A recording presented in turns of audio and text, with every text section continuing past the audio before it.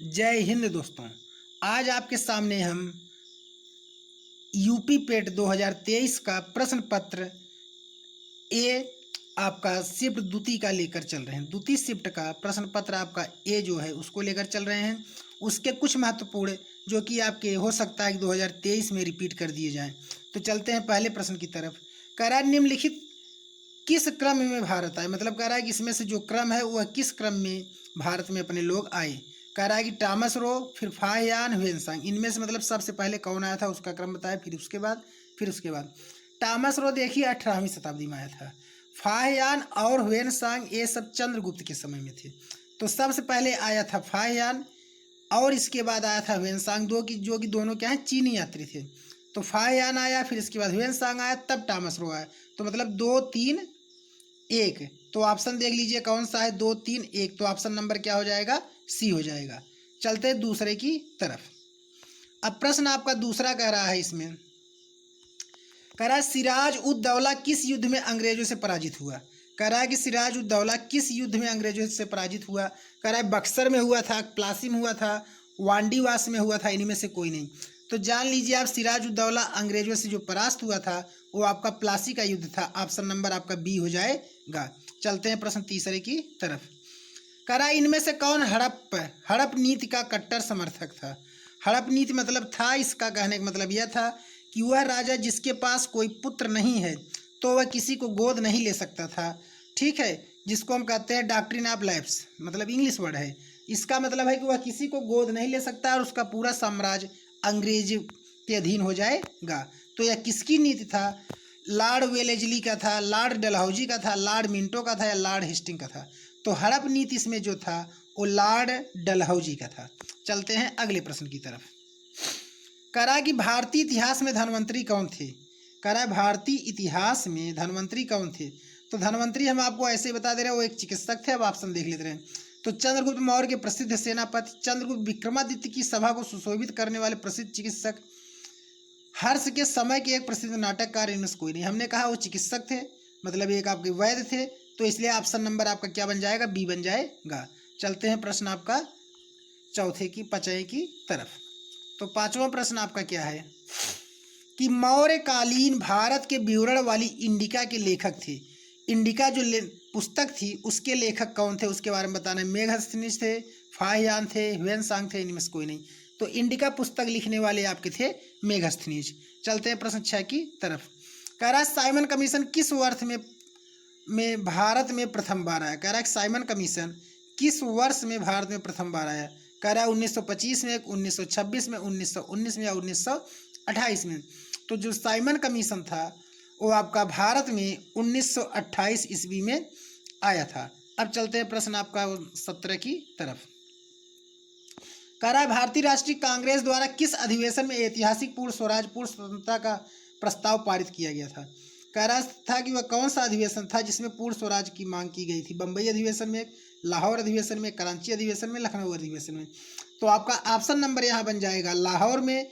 और यहीं पर आपका 26 जनवरी आपका 1930 को आपके जो थे पंडित जवाहरलाल नेहरू ने क्या किया था, पूर्ण स्वतंत्रता की मांग किया था और झंडा को फहराया था और पूर्ण स्वतंत्रता की घोषणा किए थे। इसीलिए 26 जनवरी को क्या किया जाता है, हमारा स्वतंत्रता दिवस मनाया जाता है, गणतंत्र दिवस मनाया जाता है। चलते हैं अगले प्रश्न की तरफ। का इंडियन नेशनल आर्मी जो था उसके क्या थे, सुभाष चंद्र बोस थे। गदर पार्टी की स्थापना लाला हरदयाल ने किया था। तो दो ऑप्शन देख लेते हैं, पहले का दूसरा और दूसरे बी का पहला, क्या किसी मैच कर रहा है। ए का 2, बी का 1। ए का 2, ए ऑप्शन में 2 है और बी ऑप्शन में 1 है। तो आपका और बाकी जाने का किसी में जरूरत नहीं है। तो ऑप्शन नंबर क्या हो जाएगा, बी हो जाएगा। चलते हैं प्रश्न हम 10th की तरफ, 9 की तरफ। 9 में क्या कह रहा है कि निम्न में से किसने महात्मा गांधी के खिलाफत आंदोलन से जुड़ने का विरोध किया। कह रहा है इनमें से कौन थे जिन्होंने महात्मा गांधी खिलाफत आंदोलन से जुड़ने का विरोध किया था। खान अब्दुल गफ्फार खान थे, फजलुल हक थे, मोहम्मद अली जिन्ना थे, अब्दुल कलाम आज़ाद थे। तो जो महात्मा गांधी खिलाफत आंदोलन से जुड़ने का विरोध किया था वो आपके मोहम्मद अली जिन्ना थे। चलते हैं प्रश्न नंबर 10 की तरफ। कह रहा है इनमें से कौन सा क्रांतिकारी संगठन काकोरी षड्यंत्र केस में शामिल था। काकोरी षड्यंत्र केस में मतलब इनमें से कौन सा आपका क्रांतिकारी था जो शामिल था, उसका क्या नाम था, मतलब कि आपका कौन सा था क्रांतिकारी संगठन। तो गदर पार्टी था कि अनुशीलन समिति था, अभिनव भारत ग्रुप था, हिंदुस्तान रिपब्लिकन एसोसिएशन था। इसमें जो क्रांतिकारी संगठन था उसमें इसका नाम था हिंदुस्तान रिपब्लिकन एसोसिएशन। चलते हैं हम प्रश्न नंबर 11 की तरफ। कह रहा है क्या आपका कि नागार्जुन सागर बांध किस नदी पर बना है। नागार्जुन सागर बांध किस नदी पर बना है। प्रश्न आपका कह रहा है कि नागार्जुन सागर बांध किस नदी पर बना है।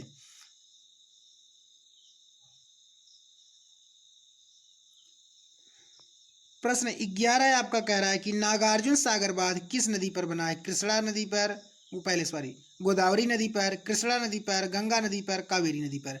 तो आपका नागार्जुन बांध जो है वो कृष्णा नदी पर बना हुआ है। चलते हैं प्रश्न नंबर 12 की तरफ। तो प्रश्न आपका 12 क्या कह रहा है कि माउंट एवरेस्ट पर प्रथम बार चढ़ाई किस वर्ष में की गई थी। मतलब माउंट एवरेस्ट पर प्रथम बार किस वर्ष में चढ़ा गया था, उसके बारे में बताइए ना है ऑप्शन। तो ऑप्शन कह रहा है 1951 में, 1953 में, 1955 में, 1958 में। तो माउंट एवरेस्ट पर प्रथम बार 1953 में चढ़ा गया था। चलते हैं अगले प्रश्न की तरफ। प्रश्न नंबर 13 कह रहा है भरतपुर में स्थित पक्षी अभ्यारण्य राष्ट्रीय उद्यान का नाम है। भरतपुर आपका जो है कह रहा है उसमें स्थित पक्षी अभ्यारण्य राष्ट्रीय उद्यान का क्या नाम है।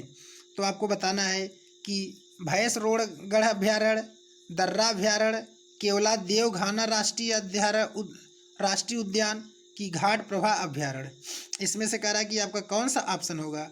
तो ऑप्शन हो जाए केवला देवघाना राष्ट्रीय उद्यान। चलते हैं प्रश्न नंबर 14 की तरफ।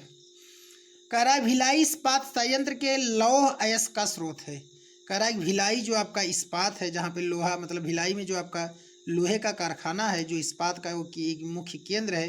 कह रहा है लौह अयस्क का स्रोत है वहाँ, मतलब कि किस जगह से मतलब लोहे की खुदाई की जाती है जहाँ से फिर लोहा बनाया जाता है। ऑप्शन कह रहा है कि दल्ली राजहरा, क्या कह रहा है दल्ली राजहरा, कोरबा, उमरिया, राजनांद गांव। तो इसमें जो आपका ऑप्शन हो जाएगा वो हो जाएगा पहला दल्ली राजहरा। चलते तो चलिए चलते हैं 15 प्रश्न की तरफ। कह रहा है कि दिए गए दर्रों और उनके स्थानों का कौन सा जोड़ सही नहीं है। मतलब हमें बताना है कि इसमें कौन सा जोड़ सही नहीं है। कह रहा है कि कह रहा है जोजिला और बुर्जिल जम्मू और कश्मीर में है। बारालापचा और आपका सीप किला जो है उत्तर प्रदेश में है। फिर इसके बाद कह रहा है कि थागाला नीति पास और लीप लेख दर्रा हिमाचल प्रदेश में है।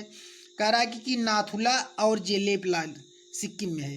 तो इसमें से जो सही नहीं है, केवल सही वाला ऑप्शन आपका चौथा है, नाथुला और जेपला जो है आपका सिक्किम में। बाकी 1, 2, 3 तीनों ऑप्शन आपके क्या है गलत है। तो ऑप्शन नंबर आपका क्या हो जाएगा इसमें डी हो जाएगा। चलते हैं अगले प्रश्न की तरफ। प्रश्न नंबर 16 कह रहा है किसके बढ़ने के फलस्वरूप निजी निवेश में वृद्धि की अधिक संभावना होती है। कह रहा है किसके बढ़ने के फलस्वरूप निजी निवेश में वृद्धि की अधिक संभावना होती है। तो ऑप्शन कह रहा है ब्याज दर, शेयरों की कीमत, नई पूंजी पर अनुमानित प्राप्ति या व्यक्तिगत प्राप्ति। कह रहा है कि निजी जो पूंजी पर अगर करना है तो जो नई पूंजी आप हम लगाते हैं उस पर अनुमानित प्राप्ति, मतलब हम जितना सोच कर लगाते हैं कि हमें इतना इसमें लाभ होना चाहिए, उतना अगर हमें लाभ होता है तो वही मतलब क्या होता है हमें मतलब अधिक संभावना वृद्धि की होती है। तो ऑप्शन क्या बन जाएगा नई पूंजी पर अनुमानित प्राप्ति। मतलब कि हम जितना पूंजी लगाते हैं हम सोचते हैं कि उससे हमें ज़्यादा लाभ होना चाहिए।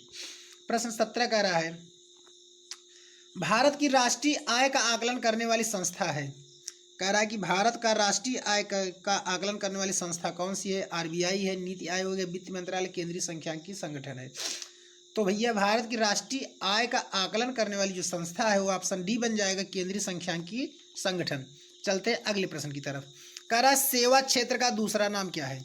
सेवा क्षेत्र का दूसरा नाम क्या है। तो द्वितीयक है, प्राथमिक है, तृतीयक है, कृषि है। सेवा क्षेत्र का दूसरा नाम आपका क्या है इसमें तृतीयक है, प्राथमिक है, द्वितीयक है, कृषि है। तो ऑप्शन आपका बन जाएगा ए, सेवा क्षेत्र का दूसरा नाम तृतीयक है।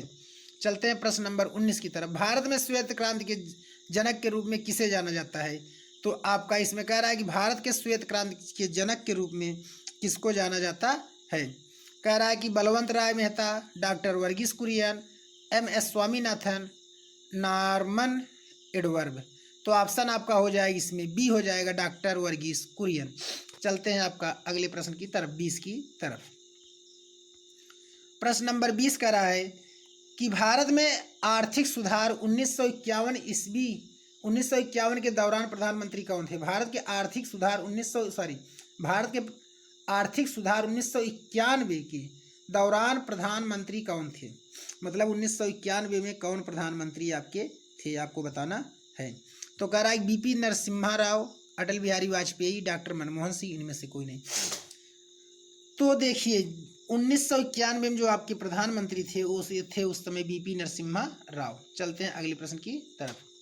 प्रश्न 21 कह रहा है भारत के संविधान में इनमें से क्या राज्य सूची में सम्मिलित नहीं है? भारत के संविधान में क्या राज्य सूची में सम्मिलित नहीं है?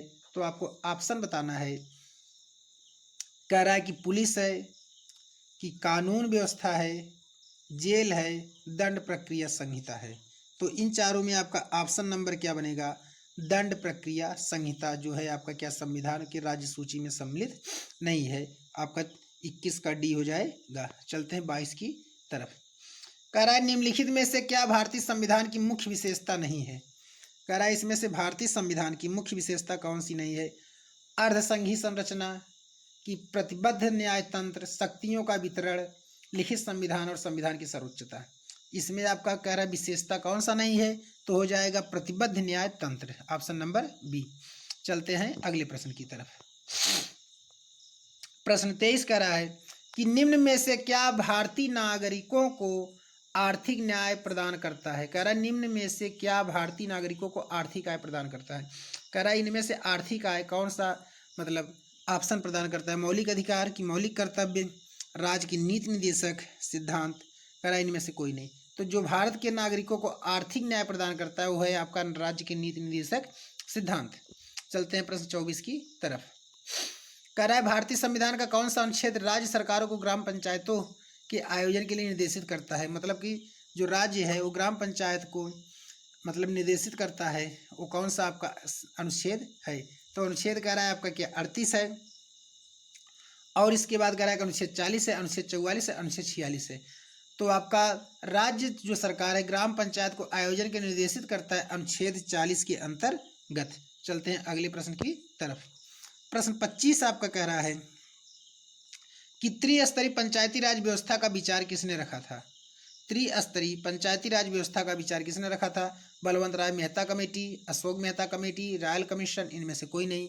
तो ऑप्शन आपका बना हो जाएगा बलवंत राय मेहता कमेटी। चलते हैं प्रश्न नंबर आगे। तो प्रश्न आपका अगला क्या कह रहा है?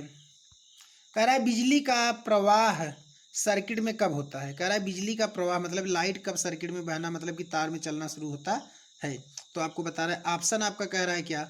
स्विच चालू होने पर, स्विच बंद होने पर, स्विच बंद या चालू होने पर, इनमें कोई वोल्टेज नहीं होता। कह रहा है बिजली का प्रवाह सर्किट में कब होता है? स्विच चालू होने पर होता है, कि स्विच बंद होने पर होता है, कि स्विच बंद या चालू होने पर होता है? इनमें से कोई नहीं। तो आपका यह जो 26 नंबर ऑप्शन था ये क्या था? आपका विवादित ऑप्शन था। क्या था? विवादित ऑप्शन था। स्विच चालू होने पर भी आप मार सकते थे, स्विच बंद होने पर भी मार सकते थे, स्विच बंद या चालू होने पर वोल्टेज में नहीं होता, इनमें से कोई वोल्टेज नहीं होता। क्योंकि वो कह रहा है कि सर्किट में कब होता है, मतलब जिसमें जैसे आपका एक एक्सटेंशन बोर्ड है तो उसमें तो आपके सप्लाई बराबर जाएगी सर्किट में, वहाँ से आगे किस में जा रहा है उस पर क्वेश्चन करता तो आपका हो सकता था। चलते हैं प्रश्न आगे की तरफ। कह रहा है कि प्रतिरोध का एसआई इकाई क्या है? फैराडे है, ओम है, एम्पियर है, वोल्ट है। तो भैया ये तो आंख मूंद के सब मार देंगे। प्रतिरोध का क्या होता है? ओम होता है। कह रहा है नींबू का खट्टा स्वाद इनमें से किसकी उपस्थिति के कारण होता है? साइट्रिक अम्ल, एसिटिक अम्ल, ऑक्जेलिक अम्ल, फार्मिक अम्ल। कह रहा है नींबू का जो खट्टा स्वाद है किसके कारण होता है? तो आपको ऑप्शन बताना है। साइट्रिक अम्ल, एसिटिक अम्ल, ऑक्जेलिक अम्ल, फार्मिक अम्ल है। तो ऑप्शन बन जाएगा साइट्रिक अम्ल। चलते हैं अगले प्रश्न की तरफ। कह रहा है कर्कट जन रसायन से क्या होता है? करा है कर्कटजनक रसायन से क्या होता है? हृदय रोग होता है कि मधुमेह होता है कि कैंसर होता है, दमास्थमा होता है? कर्कटजनक रसायन से होता है आपका कैंसर होता है। क्या होता है? कैंसर। करा त्वचा की ऊपरी सतह क्या कहलाती है? अंतचर्म, एंडोडर्मिस। तो एंडोडर्मिस माने भैया अंतचर्म नाम दे रहा है तो ये होगा ही नहीं। करा अधिचर्म, इपीडर्मिस। क्या कह रहा है कि अधिचर्म, इपीडर्मिस। अधि माने हो गया आपका अधिक या ऊपर, तो इपीडर्मिस, तो आपका ऑप्शन यही बन जाएगा। तो आगे देखने की जरूरत ही नहीं, तो ऑप्शन क्या हो जाएगा? बी हो जाएगा। ठीक है, चलते हैं आप दोस्तों, अगर आपको हमारा वीडियो अच्छा लगा तो हमारे चैनल को सब्सक्राइब और वीडियो को लाइक जरूर करें। ओके, जय हिंद।